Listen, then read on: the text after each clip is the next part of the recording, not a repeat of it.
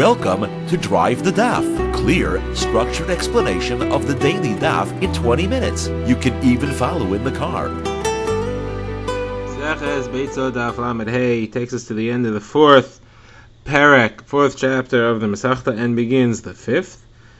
The Mishnah, which begins the fifth, will introduce to us the topic of saving fruits and other objects from water that's dripping on them, what you're allowed to do to save those fruits on Yontif, what is permitted and what is prohibited because of tircha, because of too much work. Now, our Gemara at the beginning of the daf begins in the middle of a discussion about what makes fruits ready and obligated in having meiser be separated from them. The halacha that meiser has to be taken from fruits before you eat from it generally only applies when fruits have finished their processing. That is when the chiyuv meiser, the obligation to take meiser, begins. Before that, you'd be allowed to eat from it without taking meiser as long as you're just snacking. Now, there are a couple of things which may create that obligation of meiser besides for finishing the processing, and those are a list of 5 things. We've been discussing if you bring the fruits into your yard. If you bring it into your house, it definitely creates an obligation to take meiser. If you bring it into your yard is one thing. Another thing is if you set it aside to be Shabbos food. We're going to see in our Gemara now that there are 3 other options. One of them is if you speak and you say, I plan to eat this, or you designate these fruits as food. Another one will be, as you shall see in the Gemara, if you've already taken truma from it, then it could be that now you have to take meiser. And the 5th thing would be is if you sell it. If you sell it, that may show that it's completed and now the purchaser is obligated to take meiser from it. But what we've been discussing so far is chatzar and Shabbos. You bring it into your yard or you set it aside for Shabbos food. The Gemara wants to know, that chatzar and Shabbos make fruits be obligated in meiser, is that only if the processing is finished? Or even if it's not fully processed, if you bring it into your chatzar or you set it aside for Shabbos food, now you have to take meiser from it. So the question is relevant to fruits which are fully harvested, but they're usually dried. And they're not dried yet. So for example, grapes, which are fully harvested in a place where they're generally dried into raisins, or figs that are dried into dried figs and pressed into cakes, things like that, when it's not dried yet, or if it's in the process of drying, but it's still edible, we could have a question if chatzar and Shabbos make them already chayiv in meiser. The Gemara has been trying to prove for our Mishnah, where Rabbi Eliezer and the Chachamim argued about fruits that are in this stage of development. They're in the drying process, but they're still edible and they're not finished. And over there, it said in this Mishnah that if you bring it to the chatzar, it's clearly obligated in meiser, because the Mishnah says that you can only eat it if it's a Shemitah year. That's the only time you don't have to worry about meiser. It was clearly obligated in meiser. And the question is, can we learn from this Mishnah that just like chatzar makes it already obligated in meiser, Shabbos also makes it obligated in meiser. Now, the Gemara has been discussing Rabbi Eliezer's opinion that you just have to say, if you intend to eat some of the fruits, you just have to say, I intend to eat these fruits, and that's enough. Then you don't have to worry about muktzah. The issue there was that it's muktzah because it's not fully dried, unless you say you intend to eat them. So the Gemara wants to know, can I prove from here that just like chatzar makes it obligated in meiser, Shabbos being set aside to be Shabbos food also makes it obligated in a meiser? And the Gemara now in our daf will say that it has nothing to do with chatzar. Actually, the Gemara says that it's not chatzar or Shabbos. The reason is because he spoke and he said he wants these to be his. He intends to eat this, and that's what makes it chayav in meiser. And therefore, you can't prove anything to chatzar or Shabbos. So the Gemara asks, but is it true that Rabbi Eliezer holds, this is the beginning of our daf, is it true that Rabbi Eliezer holds that when you set aside something as food, if you say, I intend to eat this, that makes it chayav in meiser? It can't be, because Rabbi Eliezer even holds that if you take an entire section of food and you put it down in front of you, you physically serve it to yourself. So that's even more of a manner of designating it as food than just saying. If you do that, Rabbi Eliezer holds it's not designated as food yet if you could still put it back. If the place you took it from, you could put it back there, it's not considered like you meant for all this to be eaten, and therefore it's not considered to be chayav in meiser yet. Certainly if you just said you intended to eat it, then you could certainly cancel that, and then that would be no worse than being able to put it back. so you should certainly not consider it chayiv and meiser yet. And the Gemara quotes where we see that Rabbi Eliezer holds this way. It's a machlokes actually between Rabbi Eliezer and the Chachamim about what happens when somebody takes olives from a large container where the olives have been ripening, and he wants to eat them. So this Mishnah that we're quoting says as follows: if he takes the olives one at a time, each one that he takes, he can dip and he can eat it. He doesn't have to worry about anything. It's only turning into meiser, the obligation for meiser then, and he's only snacking on it, so there's no issue of meiser. If, however, he takes a bundle of 10 and he puts them all down in front of him, then we have a potential machlokes as to whether or not all 10 are chayiv and meiser. The Chachamim say they are not, and Rabbi Elazar says if it depends if the container that the olives were in are tahar or tameh. And the Gemara says the explanation is as follows: the person that's eating them is tameh. So when him taking the 10 olives out, he's matameh them. Now, if the container is tahar, he can't put them back. If he can't put them back, because he'll be matameh everything else in there. If he can't put them back, then he's definitely going to have to eat them. So therefore, they're all considered to be food now. They were designated by food as food by taking them, and therefore they're all chayiv and meiser. However, if he was tameh and the container was also tameh, so there's no problem with him putting them back. Everything's tameh already. Now you can put them back. The fact that he took 10 out doesn't mean that they're all designated as food, and he can put some back, and those are not designated as food. There's no chiyuv of meiser at this point. Taking them out did not make them chayiv and meiser at all. So the Gemara therefore has this kasha. How could you say that? He would say that just for the fact that you spoke makes it chayiv in meiser. So the Gemara says, okay. So it's very simple. Our Mishnah will also be talking about a case where he was tameh and the food was tahar. The raisins that he was, the drying fruits that he said he wants to eat are tahar, so he can't put them back. So the Gemara says, what do you mean he can't put them back? He didn't even take them out. He just said he intends to use them. He doesn't have to put them back. He's not matameh them by saying he intends to use them. There's no problem over here at all. So the Gemara says, you're right. So I'm going to give you a different answer. It's not the pshat that here these fruits become obligated in meiser due to the fact that he said he intends to eat them.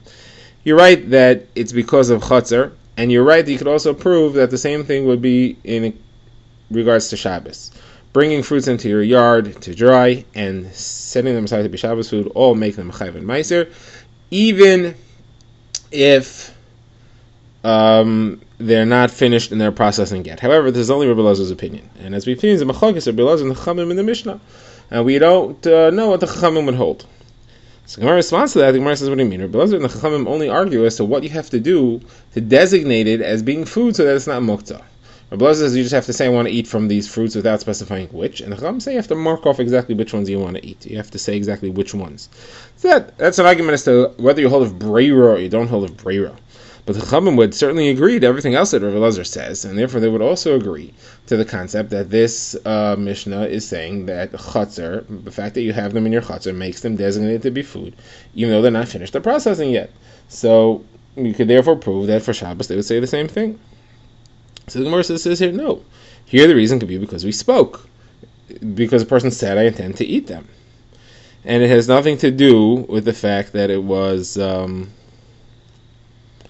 that he brought it into his chatzar. Now, says the Gemara, it's also because of Shabbos. Now, Shabbos is a good proof here. The fact that it's becoming that you're setting aside this food for Shabbos, which is what the case in the Mishnah was, that should also show that Shabbos makes it be obligated in Meiser, even if it's not completed in its processing. So the Gemara says, no, it has nothing to do with Shabbos, it's because he spoke. And because he spoke, therefore you don't have a proof. So the Gemara says, well then, if it's not because it's Shabbos, why does the Mishnah talk about a case when he was preparing them for Shabbos? Why don't you just talk about some other case during the weekday? The Gemara says, no, because you want to learn another halacha, that the fact that they were tevel before didn't make them muktzah. If tevel was muktzah, then this wouldn't work for Shabbos food. That's why we discussed the case of Shabbos. But really, it's the fact that he spoke. And here you can ask the kasha we said before, that it's only because it's returnable, because the Chachamim don't hold that something returnable, which you can put back in the pot, makes it not Roy, makes it not Chayven Meiser yet. Okay, now the Gemara says we have a contradiction in Rav Elazar himself. According to the way we're learning, Rav Elazar here seems to be saying that something becomes Chayven Meiser when you bring it into your chutzner, when you set it aside as Shabbos food. But we have statements of Rav Elazar that says the opposite. And the Gemara quotes a brisa that says if somebody was eating a bunch of grapes and he walks into his yard, so Rav Elazar says he's allowed to finish eating them. It doesn't become Chayven Meiser. Or if it becomes Shabbos, he's also allowed to finish eating them. It doesn't become Chayven Meiser. Now Rabbi Yeshua disagrees. He says you have to stop because it becomes Chayven Meiser. But Rav Elazar says not. According to the way we're learning, Shabbos and Chatzar do make it Chayven Meiser even if it's not finished processing. So how could that be? It's a contradiction in Rav Elazar. So the Gemara answers here when we say that he's allowed to finish eating them, it doesn't mean he can finish eating them in the Chatzar or on Shabbos. We mean he can finish eating them after Shabbos, or he can go out of the Chatzar and therefore the Chiyuv Meiser is not on it yet. The Chiyuv Meiser of Shabbos that sticks to it and doesn't leave when it's actually for Shabbos is where it's really set aside to be eaten on Shabbos itself, not when it just became Shabbos. So here he can't eat it on Shabbos because if he continues to eat it on Shabbos, it'll be Chayv and Meiser on Shabbos. So when Shabbos ends and he didn't eat it, the Chiyuv of Meiser has not yet begun, and therefore that would not be a problem necessarily. So there's no contradiction over there. Now the Gemara discusses the halacha l'maisa as far as when these things create a chiyuv meiser, even if the processing is not finished, as well as the other objects, the items of truma and mekach. Now, truma we had mentioned earlier when we had said that Rav Elazar agrees that things are chayven meiser even if the processing is not finished. We said that he holds that by Shabbos and by Chatzar and also by truma. The Gemara had shown that there was a machlekes between Rav Elazar and the Chachamim about that as far as truma. Now, the Gemara quotes Ravin named Rav Yochanan who says Shabbos, Truma, Chatzar, Mekach, all these things are not koveya a chiyuv meiser. They do not make a chiyuv meiser unless the processing is finished. Processing is not finished. These things do not create a chiyuv meiser. And the Gemara shows that each of these is actually a subject of dispute. As far as Shabbos, so Hillel argues on that. Hillel has a Mishnah, has a Meiser, in which he says somebody who collects bundles of fruits and moves them from place to place to dry out within his yard, and it became Shabbos.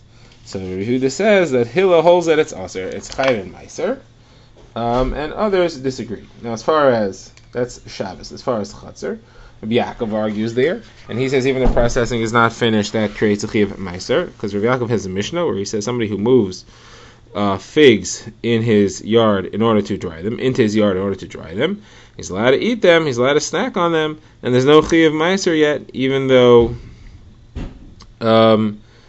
the processing has not been completed. But others argue and say that there is a chiyuv meiser. The Tanakama says there's no chiyuv meiser, and Rabbi Yaakov says that there is a chiyuv meiser there.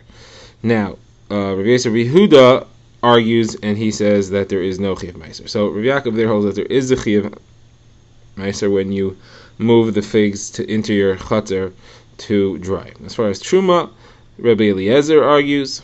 You have a Mishnah that says that somebody who takes truma from fruits that are not finished at processing, Rav Elazar says they're chayav and meiser, you're not allowed to snack from them, but the Chachamim say you are allowed to. Now, if you sell fruits, so here we have a Mishnah that expresses this machlokes as well. It says if somebody who purchases figs from an Am Haaretz in a place where most people process them into dried figs, so he bought them, the processing is not finished because the drying is not completed, so the is he's allowed to snack on them. If he does want to take meiser from them, if he does want to eat them in a chiyuv meiser situation, he has to take meiser from them as demai, meaning demai is that they belong to an Am Haaretz, so we assume that Am Haaretzim did not take meiser from their fruits, and therefore it's a safek, and Chazal said you have to take meiser from it misafek. Now the Beitzah over there, the Gemara understands that there are three halachas we learn from there. First of all, we learn from just the fact that you bought them do not make it chayv and meiser, therefore you're allowed to continue snacking on them. And when you do want to take meiser from it, you do have to take meiser as demai only. It's not actually chayv and meiser midaraisa. So the majority of Amaratz and people who we suspect don't take Meiser, the majority of them still do take Meiser, and it's only Demai. It's only Safek Meiser. This is even though it wasn't even Chayv in Meiser at the time you got them. And you also see that you are allowed to take Demai fruits. You should re-Meiser things that you got from an Amaretz, even if the processing wasn't finished yet. That's a subject of dispute itself. We have a Mishnah that quotes a dispute on that. It says if somebody swaps fruits with his friend, they trade. One guy, let's say, takes grapes in exchange for someone else's figs. So whether they both intend to eat them fresh, or they both intend to dry them, or one intends to eat them, one intends to dry them, meaning whether the processing is finished or the processing is not finished, it's chayiv and mais according to Tanakama, and Rabbi Yehuda says it's only chayiv if he intends to eat it fresh. But if the processing is not finished yet, then he does not have to take meiser from it. So there you see that there is a machlokes on the subject of if you buy fruits from an amaretz and the processing is not finished, do you have to take meiser from it or not? Does that purchase create a chiyuv meiser? This concludes the fourth parak, and now we begin the fifth parak with a discussion of rain, dripping, and when you want to move fruits to save them from that contamination. The Mishnah offers a couple of solutions for somebody who spread his grain on a roof to dry, but there is water dripping on them from the drain pipe and it's causing them to rot. So the Mishnah says you can lower it off the roof, you can remove it from the roof with a couple of conditions. First of all, you can only lower it down through a skylight. You cannot put it through a wall where you have to lift them up. So if there were tall windows, if there were walls around your roof from higher neighboring buildings, you could not put them through the window. You're also only allowed to do this on Yom Tov, you're not allowed to do it on Shabbos. Now, there are a couple of other solutions. You can cover them with cloths, or if you have pitchers of wine or oil on the roof that are also being damaged by the dripping water, you can cover those too. One related halacha, the Mishnah says, is that you can put a kli under a drip to catch the water on Shabbos in order to protect your house from being damaged. Okay, now the Gemara first focuses on a word that's used. One of the words that was used here for lowering through the skylight was meshilin. So Gemara says there's two versions as to what word is actually used. It was either meshilin or mashchilin. Gemara says that other words that could also have been used would be meshirin, or we could have said mashchirin, or we could have said manshirin. Now, all of these words mean to lower, or could be used to mean to lower something, and the Gemara shows sources for each of them. So, mashilin means to lower, like we said, ki yishal zeisacho, when your olive tree will throw down its fruits. Mashchilin can mean to lower, because we have the term shachol, which means an animal whose hip was dislocated and it's hanging low.